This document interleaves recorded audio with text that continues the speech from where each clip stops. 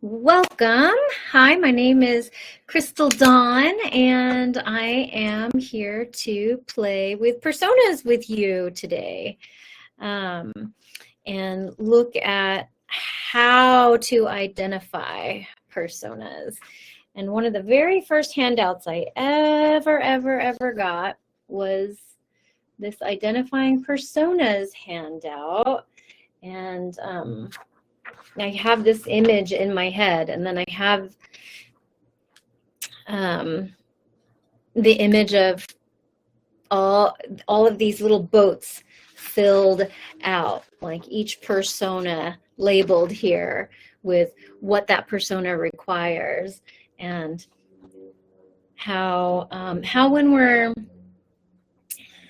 open and available to discover our personas, play with our personas, wear our personas like outfits that are interchangeable and really cute, or rather than the persona being like a stuck on mask, which I have this image of Katie too, of going like this and being stuck in persona. And so what I'm inviting us to do today is maybe think about a recent upset or a recent time or within the last couple of days where you felt kind of nitty gritty, grimy, or maybe a little crunchy, or you saw something passed through your attention online, or something you saw out in public that got your hackles up, got your attention. And after you've identified a moment of, I don't know, this is the bodifying of what I'm inviting you to find a moment of this. And I'm thinking about an exchange with my wife. We were transitioning. A lot of times in transitions, things will get sticky or staticky with my wife and I, still after 13, 14 years. And when I try on this stickiness, so when you get the moment, when you have the item, try it on. Try on that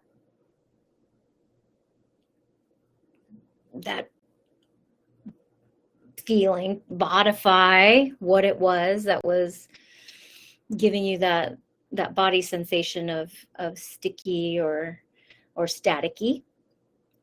And then when you try that on, is there a persona that kind of wears this outfit? Is there a persona that gives you that? Is there a name for this bodification of your item? I'm feeling very witchy to me. And I feel like I did show up as a witch with my wife when I was moving the car for her to get out of the driveway so that they could go to work. And I think I would name this persona like hook nose, my hook nose persona. And yeah, so I feel like when we are in the moment, sometimes it's hard to realize that we're in persona, because our persona is,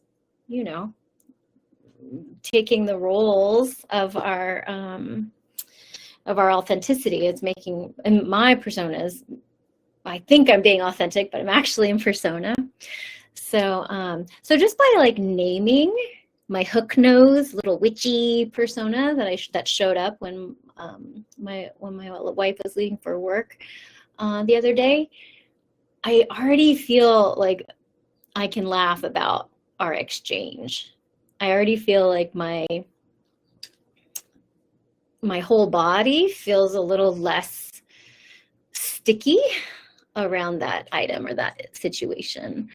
And I tell you what, persona play has basically saved my marriage on more than one occasion. So, and it's saved friendships too, where I've noticed personas showing up. So this is what I wanted to play with you all today, is like, how do you recognize a persona? And then what comes next can be whatever you want. You can interview your personas. You can give them a better job. You can send, if it's a real problem persona, you know, troublesome persona, you can send them on to summer camp. You can act out your personas and wear your persona all day long on purpose to give it the attention that it's asking for. You can make up stories and tell stories and write little passages and stories about how your persona wants to be expressed, or in many ways personas just want to be noticed. So simply noticing and naming is a great way to play with your personas. And personas are really like, they helped us get to where we are, right? They got us through junior high. They helped us survive to this point in our lives, and they don't want to be gotten rid of. So give yourself permission to recognize and see and begin to appreciate personas when they show up. Thank you for exploring personas with me today.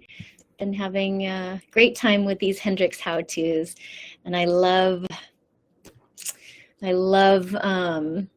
getting to be here with you all. So appreciate you for being here.